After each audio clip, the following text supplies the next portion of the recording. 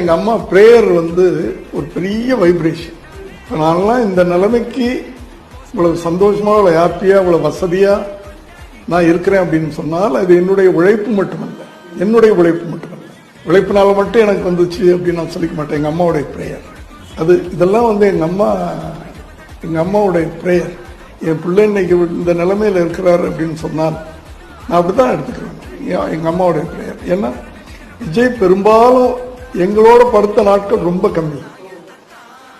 அவருக்குன்னு ஒரு ரூம் இருக்கும், ஆனா அங்கே படுக்க மாட்டாரு, எங்க அம்மாவோட தான் படுப்பார். ஆச்சின்னு எங்க அம்மாவோட தான் படுப்பாரு. ஒரு நல்ல பழக்கப்படுத்திட்டாங்க எங்க அம்மா. 2 பேரும் ஒரே கட்டில் படுப்பாங்க. அப்ப இவர் தலானி கடியில் ஒரு சின்ன பைபிள், இவ்வளவு சைஸ்ல பைபிள் வரும். அந்த பைபிள் அவன் தலானி கடியில் இருக்கும். ராத்திரி படுக்கும்போது ஒரு வேர்ஸ் படிச்சுட்டு தான் படுக்கணும்.